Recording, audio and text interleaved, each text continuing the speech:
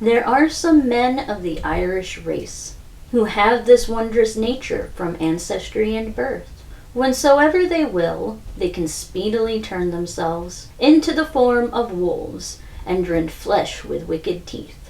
Often they are seen slaying sheep that moan in pain. But when men raise the hue and cry, or scare them with staves and swords, they take flight. But whilst they act thus, they leave their true bodies. If any man harm them or any wound pierce their flesh, the wounds can be seen plainly in their own bodies. Thus their companions can see the raw flesh in their jaws of their true body, and we all wonder at the sight. Hey everyone, and welcome to another edition of Monsters and Mythology.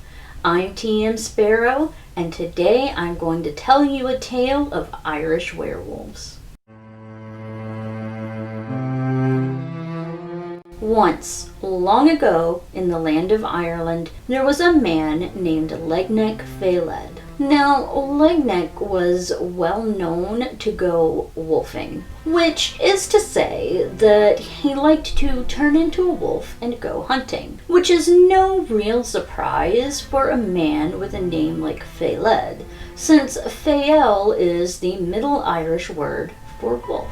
Some people said that Legnech led a tribe of mercenaries, but he was, in fact, the brother of King Feradach MacDuach of Ossory. Legnech is known to be the ancestor of the kings of Ossory, so it is safe to assume that good King Feradach died childless, leading to one of Legnech's children taking the throne. Now, with an ancestor like that, it's no real surprise that the people of Ossory came to worship a wolf deity. And it was this worship that they clung to when good old St. Patrick came along to Christianize Ireland. So of course St. Patrick eventually came to Ossory, where he began to preach in an attempt to convert the people. The people of Ossory didn't want to be converted, however, and they began to mock Patrick and his God. Whenever Patrick began to preach or to pray, the people would howl like wolves. Patrick grew tired of this, but he didn't turn the other cheek and leave the people to their pagan ways. No, Patrick prayed for retribution, for the people to be shown the error of their ways. And legend says that God answered in a big way. The people of Ossory were cursed to become wolves. And the curse wasn't just on the people who mocked St. Patrick that day. This curse was generational, so that the people and their children and their children's children and so on would all pay the price. In fact, one account from the 12th century tells us of a monk who was traveling through Ireland when he was approached by a wolf. And not just any wolf. This wolf could talk. "Please, sir, my companion is in dire need of last rites." The monk, naturally, was horrified. Wouldn't any of us be if we were approached by a talking wolf? I imagine he crossed himself, wondering if he was being tested by the devil. The wolf, however, was exceedingly polite, and somehow managed to convince the monk that he was a good Catholic wolf. The monk, still hesitant but willing to do his duty, allowed the wolf to lead him through the woods into a dying she-wolf.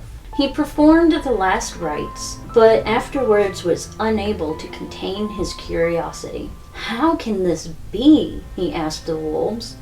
"What are you?" "A curse," the wolf told him, "was laid upon my people many years ago. A pair of us are chosen at random to become wolves for a time. If we survive for 7 years as these beasts, then we may return and regain our human bodies, but another pair will be chosen to take our place."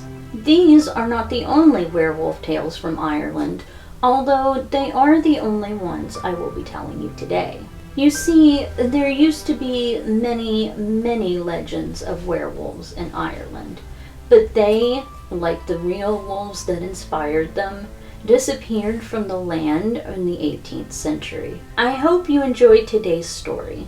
I did take a few artistic liberties with some of the details, but as always, I will link my sources in the description in case you'd like to learn more. If there's a myth or legend you'd like to hear me tell, then make sure to leave a comment down below. Or, as always, you can find me on Facebook, Twitter, Instagram, and Tumblr. And if you want to see more, then don't forget to subscribe. I post new videos on Sundays and a new werewolf story every full moon. See you next time.